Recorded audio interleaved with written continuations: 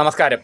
സ്നേഹിക്കപ്പെടാനും സ്നേഹിക്കാനും ആരുമില്ലാത്ത അവസ്ഥ എന്നതിനെ നാം ഒറ്റപ്പെടൽ എന്നൊക്കെ വിശേഷിപ്പിക്കും. എന്നാൽ ഇതിലൊരു മറുവശമുണ്ട്. നമ്മളെ ഏറ്റവും കൂടുതൽ സ്നേഹിക്കുന്നവരെയാണ് നാം ഏറ്റവും കൂടുതൽ പ്രാവശ്യം കുറ്റപ്പെടുത്തുന്നത്. ആ കുറ്റപ്പെടുത്തുവാനുള്ള സ്വാതന്ത്ര്യമായിട്ടാണ് ആ സ്നേഹത്തെ നാം ഉപയോഗിക്കുന്നത്.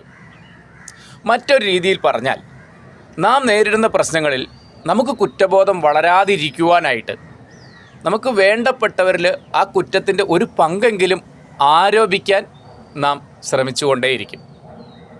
ആ ഒരു ഗുണം നമ്മളിൽ കുറ്റബോധം വളർന്ന് നാം തകർന്നു പോകാതിരിക്കുവാനുള്ള നമ്മുടെ താങ്ങാണ് ശരിക്കും നമ്മളോട് ഏറ്റവും അടുത്ത് നിൽക്കുന്നവർ, അല്ലെങ്കിൽ നമ്മളെ ഏറ്റവും കൂടുതൽ സ്നേഹിക്കുന്നവർ.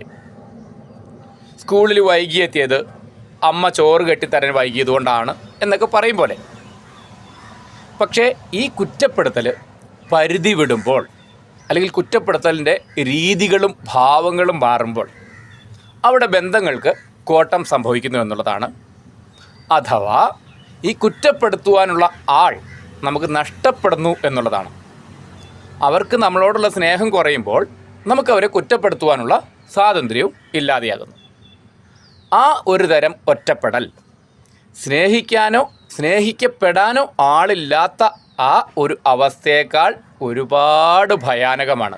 അതുകൊണ്ട് കുറ്റപ്പെടുത്താനെങ്കിലും, നമുക്ക് കുറ്റബോധം വളരാതെ സഹായിക്കാനെങ്കിലും നമ്മളെ സ്നേഹിക്കുന്നവരെ നമ്മളോട് ചേർത്ത് നിർത്തുക.